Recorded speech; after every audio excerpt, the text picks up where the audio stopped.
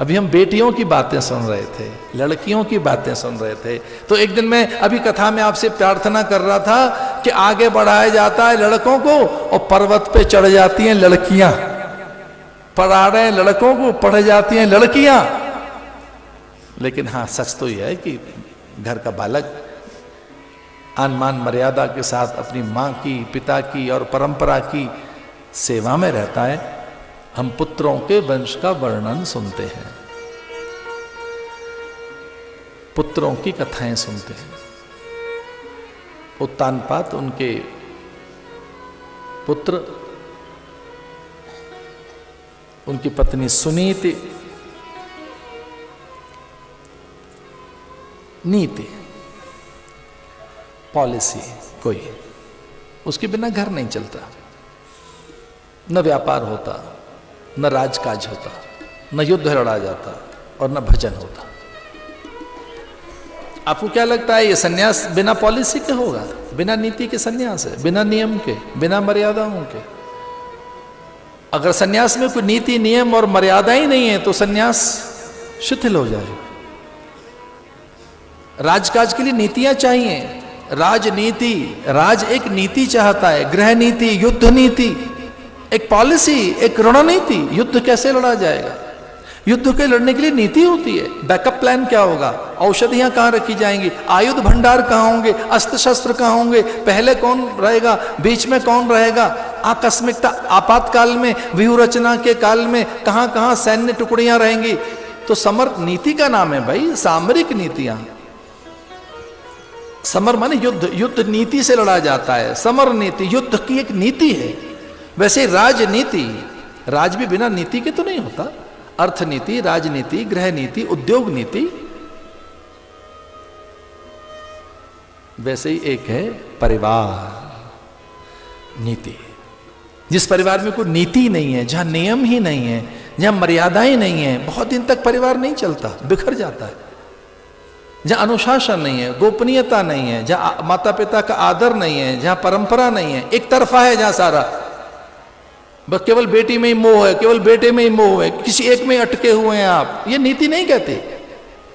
एक जगह मत अटको, सब में रहिए, बराबर रहिए। वो घर टूट जाते हैं, बिखर जाते हैं। तो किन्हीं माता पिता में एक जगह अटक देखी, एक ही जगह अटक है कहीं, और फिर कुछ संतानें ऐसी हैं वो एक ही जगह अटकी हुई हैं, कुछ बहनें ऐसी हैं कहीं एक जगह अटकी हैं, कोई भाई ऐसे एक जगह अटके हुए हैं, जहां दान नहीं है, समाधान नहीं है, यज्ञ नहीं है, शास्त्र पर विचार नहीं है, सबका आदर नहीं है, सबके हिस्से बराबर के नहीं है।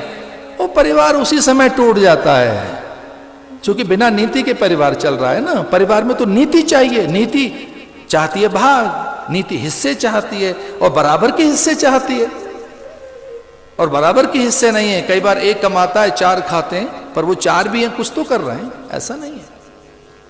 सबकी अलग अलग अलग अलग भूमिकाएं, सबकी अलग अलग हैं। कोई धन कमा के लाएगा तो कोई घर को सहेजेगा, वहां के अनुशासन को संभालेगा, वहां की कठिनाइयों को, वहां की व्यवस्थाओं को। लेकिन ये सच है, नीति नहीं होगी तो घर नहीं चलेगा। नीति हिस्सा चाहती है। नीति का अर्थ ये निहिस्से, उसमें समय का, अर्थ का प्रभाग चाहिए। तो किन्हीं किन्हीं में बड़ी ममता, वो तो दशरथ में बहुत थी, अपने पुत्र में। कहते हैं 3 दिन तक बालक भूखा प्यासा घूमता रहा जंगलों में। मधुसूदन, माधव, केशव, बनवारी, गिरधारी नहीं दिखाई दिए। लक्ष्मी ने बहुत बार कहा, नारायण जाइए, बालक मिलने आया आपसे, एक बार जाओ, प्रकट हो जाओ। उसकी पुकार, प्रार्थना, निश्चल अंतःकरण, उसकी भक्ति बड़ी प्रचंड है, एक बार तो जाइए। तो भगवान ने कहा ना, सकाम भक्त है, मुझसे नहीं मिलना चाहता, कुछ चाहता है मुझसे। तो लक्ष्मी ने कहा भले ही सकाम भक्त है, पर आप दर्शन तो दें। तो भगवान ने कहा ना, सकाम भक्त है तो कुछ चाहता है, भोग भाग्य, ऐसी वस्तुएं, राज सत्ता, निष्कामता आने दो, थोड़ी अकामता आने दो। तो लक्ष्मी ने कहा फिर उसमें निष्कामता है, अकामता है, कोई प्रबंध करो। आप उसे कम मिलेंगे, कोई ऐसा प्रबंध तो कीजिए। और ऐसा मेरा मन कहता है कि जब परमात्मा जीवात्मा से मिलता होता और जब मिलना चाहता होता है, जब भगवान मिलना चाहते हैं भक्त से, जब जीवात्मा के जीवन में परमात्मा आना चाहता है, तब परमात्मा किसी महात्मा को भेज देते हैं। तो बिना महात्मा के परमात्मा नहीं मिलता। भगवान ने कहा ये मुझे मिल सके, मेरा बन सके, इसके लिए मैं संत भेज देता हूं इसके जीवन में। संत आ जाएगा तो भक्ति आएगी, वैराग्य आएगा, ज्ञान आएगा, निष्कामता आएगी। पर लक्ष्मी जी अड़ गई, हठ में आ गई और वो कह लगी करो, जल्दी करो, कुछ भी करो, आप जाएं या महात्मा जाए, जल्दी पहुंचाओ। तो कहते हैं नारद जी आ गए। भगवान ने कहा नारद आप जाओ, अपना चेला बनाओ, इसे भक्ति जगाओ इसमें। तो नारद जी ने गुरु मंत्र दे दिया, ओम नमो भगवते वासुदेवाय। और ऐसा महात्मा दुर्लभ होता है जो सब जगह वासुदेव के दर्शन करे। सब महात्मा सुदुर्लभ, वासुदेव सर्वमिति, सब जगह वही एक हैं। तो इस मंत्र का यह परिणाम है कि भगवान सर्वत्र हैं, वो दिखने लगते हैं इस मंत्र के प्रभाव से। मंत्र है ओम नमो भगवते वासुदेवाय। इस मंत्र के जागरण से भगवत प्राप्ति हो गई ध्रुव को। उन्होंने गुरु मंत्र मिल गया, गुरु ने तो कुछ कहा नहीं था।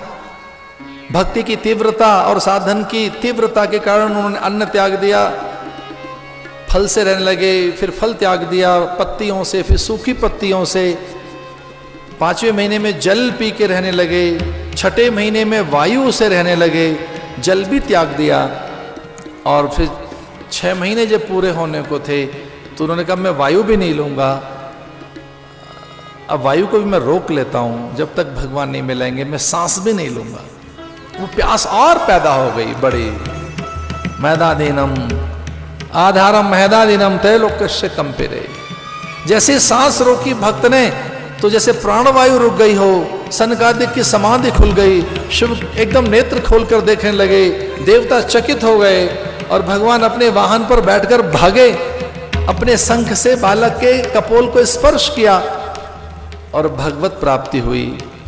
इस प्रकार से कभी कभी मंत्र अपनी महिमा से हमारे जीवन में सिद्ध कारक बन जाते हैं। वो मंत्र ही महान हैं जिनका परिणाम परमात्मा का दर्शन है। वही धर्म है जिससे ईश्वर की सिद्धि हो। जो सांसारिक वस्तुओं को लेकर आए वो भी कोई साधन तो हैं, पर श्रेष्ठ साधन वही है जिससे भगवत प्राप्ति हो।